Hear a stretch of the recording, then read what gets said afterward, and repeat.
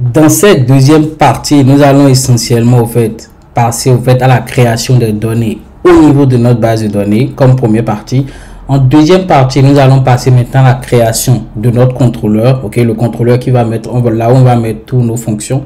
Et en dernière partie, maintenant, on va passer à l'affichage des données récupérées depuis la base de données. On va l'afficher dans un tableau de database. On va voir comment tout cela fonctionne. Allez, c'est parti. Donc, ce qui m'intéresse essentiellement déjà, c'est de pouvoir ajouter ces deux contrôleurs là. Donc, je vais ajouter ce contrôleur démo contrôleur et je vais créer maintenant les deux fonctions dont on a besoin. Donc, pour pouvoir le faire, je vais d'abord créer mon contrôleur en faisant php artisan make contrôleur et je vais donner le nom de mon contrôleur. Donc, on a dit le nom démo contrôleur. Je prends ça et je vais juste le mettre ici.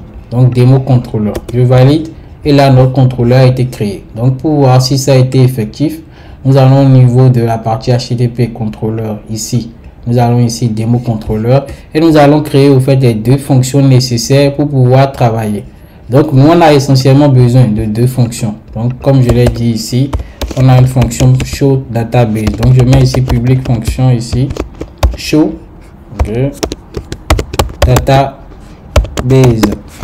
Donc, c'est une fonction qui va nous permettre d'aller récupérer toute la liste des informations qui sont dans la base de données. Donc, je tiens à dire que ici, au niveau de mon SQL Pro, moi, j'ai créé des fake data. Donc, vous pouvez le faire directement en créant ça à la main, comme ce qui est là. Donc, ici, juste prendre des données, les répliquer, modifier le title. Comme vous pouvez créer des fake data. Donc, c'est pas l'objet de cette formation, mais je tiens quand même à dire que vous pouvez vite le faire. Créer un create ici pour pouvoir le faire.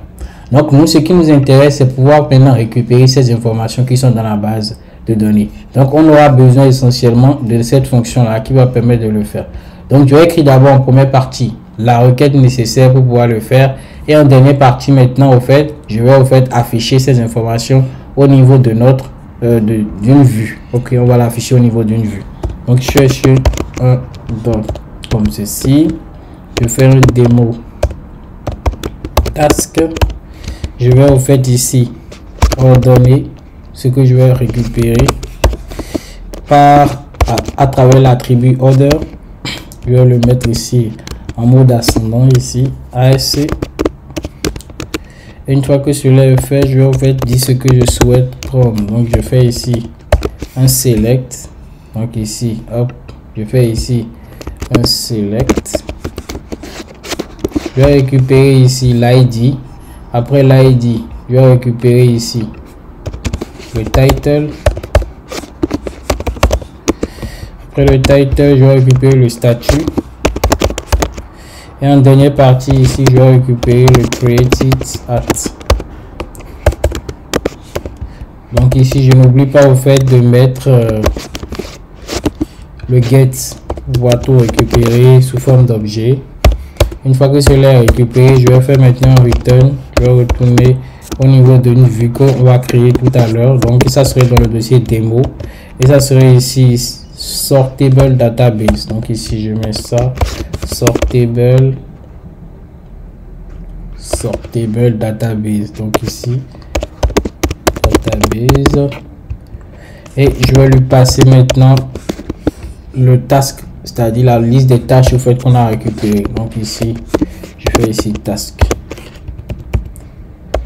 Donc je tiens déjà à dire que ici, au lieu d'utiliser compact, on pourrait aussi injecter un tableau comme ceci en faisant task $task. Donc cela va dépendre de vos préférences, mais le compact il est quand même plus rapide. Là, voilà, comme ceci. Donc une fois que cela est fait, on a besoin d'une deuxième fonction. Donc la fonction qui va nous permettre de pouvoir modifier l'ordre, parce que ici par défaut on a besoin de modifier l'ordre. C'est-à-dire qu'on va déplacer cette information de cette partie à là. On a besoin de modifier l'ordre. Donc c'est cette fonction qu'on va créer qui va nous permettre de le faire. Donc ici public fonction, on avait appelé ça update. Au niveau de notre route, on avait appelé ça update order. Donc ici je mets ici update order qui va prendre en paramètre la partie request. Donc ici request Et dedans maintenant, je vais vouloir maintenant faire en fait le fonctionnement de cette fonction. Donc en premier paramètre, on a besoin de récupérer tout ce qui est dans la base de données, c'est-à-dire au niveau de la table task. Donc je fais ici démo task. Je récupère tout en faisant ici le all. Une fois que je récupère tout, je vais maintenant boucler là-dessus. Donc je fais un for each task as task. Donc pour chaque tâche que je récupère, donc autant pour moi, je vais faire ça. Hop, là, je récupère. Et maintenant, je vais vouloir faire mon traitement. Donc en premier paramètre, on va vouloir mettre ici la partie task. L'attribut fait timestamp, on va vouloir le mettre ici à false. Ok, pour pouvoir en fait désactiver la partie modification. Donc je vais vouloir en fait désactiver ici l'attribut updated add. Donc ici je mets timestamp, je le mets ici à false. Donc ensuite ici on va récupérer l'id de la tâche actuelle, c'est-à-dire l'id de la tâche qu'on est en train de traiter actuellement. Donc en faisant ici un task-id. Une fois qu'on a récupéré ça, maintenant on a besoin maintenant de comparer ça à l'id qu'on va nous envoyer à travers cette requête là. Donc ce qu'on a besoin de faire ici, c'est déjà un for each. Donc pour chaque information qui vont nous envoyer au niveau de la partie request, comme ceci, order as $order. Je vais vouloir comparer. Je vérifie d'abord si order de autant pour moi. Je vais vérifier ici si l'id qui va m'envoyer est égal, ok, à cet id de cette tâche. Donc si c'est égal à ça, je vais vouloir maintenant faire la modification. Donc ici je fais un $task update et ici je vais lui passer maintenant ce qu'on souhaite au fait changer. Donc ici on souhaite changer l'ordre et je lui dis de prendre la position actuelle. Donc ici je fais un $order, je prends la position. Donc tout ça, en fait, on va le voir une fois qu'on aura pu afficher maintenant le contenu correctement. Donc une fois qu'il a bien modifié, maintenant moi je vais sortir de ce for each là et je vais faire maintenant un return et je vais renvoyer au fait une réponse sous forme de JSON. Donc je fais ici un return, je fais maintenant response et je vais maintenant envoyer un message en mettant ici update successfully avec le code de réussite. Donc une fois que cela est fait, maintenant revenons sur la partie création de notre fichier démo, ok, de notre dossier démo et du fichier sortable database. Donc comment on va le faire? On va le créer à la racine de notre dossier views. Donc ici je crée maintenant un dossier que j'ai appelé démo. Dans le dossier démo, je vais créer le fichier sortable. Donc je mets ici sortable database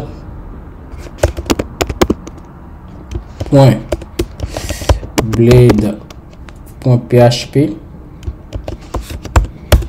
et c'est dans ce fichier qu'on va mettre au fait maintenant le code, ok, le code de la vue. Mais bien avant ça, on peut avoir besoin, on a besoin d'un fichier main, d'un fichier principal qui va contenir au fait le squelette même de notre application, c'est-à-dire le squelette du design. Donc moi j'ai déjà au fait un modèle de style que je vais au fait coller là. J'explique rapidement. Donc ici qu'est-ce qui est fait? C'est juste au fait ici la partie HTML normale. Jusque ici j'ai au fait ici ajouté un yield qui me permet de personnaliser mon style. Donc mon style au fait sera là, et ici on a au fait ici des yields qui permet de pouvoir modifier le title en fonction de la page sur laquelle on est, le contenu et le script qui sera appelé. Je sauvegarde tout ça et je repars maintenant. Bon, ça je dois le mettre au niveau de la racine, c'est-à-dire à la partie views directement au niveau de la racine. Et maintenant on aura démo Dans démo, on aura juste le fichier sortable database. Donc là, j'ai mal déjà écrit cette partie. Donc sortable database.blade.php. Donc une fois que cela est fait dans ce fichier, maintenant je vais vouloir appeler déjà le fichier main. Donc pour pouvoir l'appeler, j'utilise le @string et je vais appeler le fichier main tout simplement. Donc une fois que je l'ai appelé, je vais appeler maintenant le reste de ce dont on a besoin.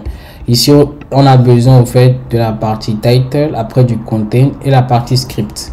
Donc je reviens au niveau de notre sortable ici et je vais ajouter une section.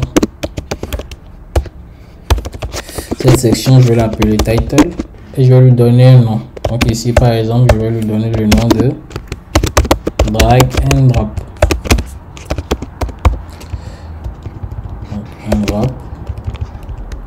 Ensuite, ici, on a besoin d'une section content. Donc dans la section content, c'est là où en fait on va mettre le cœur même de notre du système, c'est-à-dire le tableau. Donc ici je fais une section et en dernier paramètre, en dernière section, on a besoin d'une section pour la partie style. Donc ici, j'oublie pas, on avait donné le nom style sheet. Je le montre là, hop, style sheet. Je mets ici une section. Donc on a en fait nos trois sections et on a cette section là, cette section pour le content et cette section pour le style. Donc concernant le style, la seule chose qu'on aura à injecter dans le style, c'est cette partie là. On aura besoin au fait d'injecter, autant pour moi je l'ai plus vu. Ici on aura besoin d'injecter au fait cette partie, c'est-à-dire le style de dataset. Donc ici c'est l'une de ces bibliothèques qu'on aura besoin d'injecter. Donc moi je vais l'injecter directement ici. Ok, hop, je le prends là et je l'injecte ici. Donc là on a bien injecté pour la partie database parce qu'on aura besoin de ça pour avoir un rendu comme ce qui est ici. Maintenant, ce qui nous intéresse, si je reviens au niveau de notre content, on a besoin maintenant d'injecter maintenant le style de notre database. Donc là, je vais juste prendre toujours le code existant et je vais le coller. Je vais ça et je vous explique tout ça dans quelques minutes. Donc ce qui m'intéresse ici pour le style, c'est exactement s'inspirer de la structure de database. Donc si vous venez au niveau de la documentation, il montre en fait essentiellement comment le faire. C'est juste ici ajouter au fait une balise title et mettre au fait toutes les informations. Donc chez nous ça serait juste ici pouvoir mettre le title, le statut et le created at. C'est tout ce dont on a besoin et c'est ce qui a été au fait implémenté ici. J'ai mis au fait le title, le statut, le created at et ce qui est là. J'ai fait au fait une boucle. Ok, j'ai bouclé au fait en fonction de ce qu'on a récupéré au niveau de notre ici contrôleur, c'est-à-dire ici au niveau de cette partie on a envoyé le task. Donc ici au niveau du sortable on a bouclé sur le task et une fois que cela est bouclé on affiche maintenant les informations. Donc c'est ce qui a été fait là. Donc je sauvegarde tout ça et on va voir ce que ça donne. Je repars au niveau de notre terminal. Donc j'ouvre le terminal. Je vais voir juste si on a notre attention. Donc ici je vais fermer ça, je n'ai pas besoin. Ici donc le serveur il est bien démarré. On repart maintenant au niveau de notre navigateur. Je vais taper ici localhost. Je vais aller au niveau de notre route, la route dont on a besoin. Donc c'est dans le dossier web. Le web, je vais juste prendre celui-ci pour récupérer la liste. Et hop, ici, je vais juste changer ça. Et j'ai une très belle erreur ici. En fait, ici, cette erreur, elle va revenir souvent parce que au niveau de la version de Laravel, donc à partir de Laravel 8, il y a en fait un problème au niveau de la partie route provider, c'est-à-dire le namespace controller. Le namespace controller qui est ici n'est pas au fait ajouté au niveau du fichier provider, plus précisément au niveau de la partie route service provider. Donc si cette erreur vous arrive au fait, la seule chose que vous allez au fait ajouter au niveau de votre route provider, vous allez juste ajouter au fait ce paramètre là ici, donc le namespace, et pour pouvoir le spécifier là où se trouvera au fait votre contrôleur, parce que dans mon cas il ne trouve pas le contrôleur au fait. C'est l'erreur au fait qui me souligne ici, dit qu'il ne trouve pas le contrôleur. Mais avec ça, quand je vais au fait recharger la page, on aura plus ce problème. On a maintenant un autre problème qui me parle de démo task, parce qu'en réalité je n'ai pas au fait injecté le modèle là correctement. Donc je vais repartir au niveau maintenant de mon contrôleur et je vais vouloir maintenant appeler le modèle démo task, c'est-à-dire ce qui est ici. Donc ici je vais juste faire ici un use, je fais ici app, je mets, on est dans le voilà ça, j'oublie pas de mettre un point virgule et je repars dans ça. Je vais recharger, hop, pour voir si on a la même erreur. Donc ici il dit qu'il ne connaît pas démo task. Je vais juste voir si, donc là au fait on a une erreur avec la partie démo, c'est-à-dire au niveau de notre code ici il dit qu'il ne connaît pas au fait ce qu'on vient d'injecter là, le app démo, parce qu'en réalité au niveau de Laravel, à partir de Laravel 8, les parties entités ne sont plus directement au fait à la racine. Normalement à la base c'était à la racine, mais là maintenant il y a un dossier modèle qui gère tout cela. Donc au lieu de faire ici app démo, ici on aura forcément le modèle ici avant maintenant d'appeler la partie démo.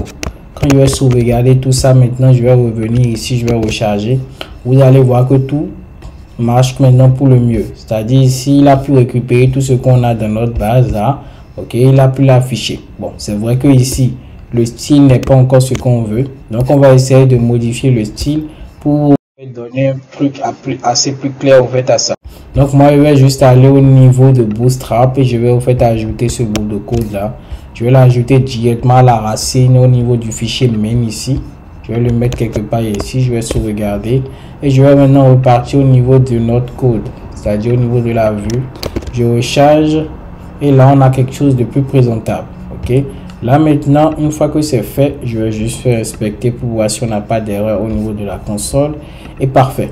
Donc ici au niveau de notre contrôleur, ici de la partie contrôleur qu'on a créé, c'est où? Si on a pu au fait récupérer la liste des tâches et on a pu l'envoyer au fait au niveau du fichier sortable database. Donc une fois que cela est fait, on a au fait ce rendu là. Donc au niveau de la partie sortable ici, on a pu maintenant boucler, c'est-à-dire faire un for each et pouvoir afficher toutes les informations dont on a besoin. Donc ici c'est ce qui a été fait, il n'y a rien d'autre. Donc pour terminer cette session, ce qu'il faudrait retenir, c'est que première étape pour pouvoir au fait me suivre au niveau de cette deuxième séance, c'est que on crée notre contrôleur. Donc au niveau de notre contrôleur, on a ajouté les deux fonctions. Donc une fonction qui nous permet d'afficher la liste et une fonction qui permet de modifier. Donc cette fonction on l'a pas encore exploitée, mais on a déjà exploité cette fonction qui nous permet de récupérer la liste et de l'envoyer au niveau du fichier sortable database. Donc une fois qu'on le récupère au niveau du fichier sortable database ici, on fait une boucle au fait avec et on arrive à afficher la liste des informations. Ok, donc au niveau de la troisième séance maintenant, on va vouloir maintenant faire marcher le drag and drop, c'est-à-dire pour le moment on ne peut pas drag and drop ici, les informations ne peuvent pas glisser, mais à partir de la seconde séance, de la troisième partie, on va en fait pouvoir maintenant glisser et pouvoir ordonner. Donc on va en fait faire appel à la fonction qu'on a créée tout à l'heure, cette fonction là, pour voir comment cela se déroule. Donc je suis à la fin de cette deuxième séance. J'espère qu'elle n'a pas été assez longue. Si vous avez des questions, des préoccupations, n'oubliez pas de me mettre en commentaire. Je ferai un plaisir de répondre à ça. Ciao ciao et à la troisième vidéo.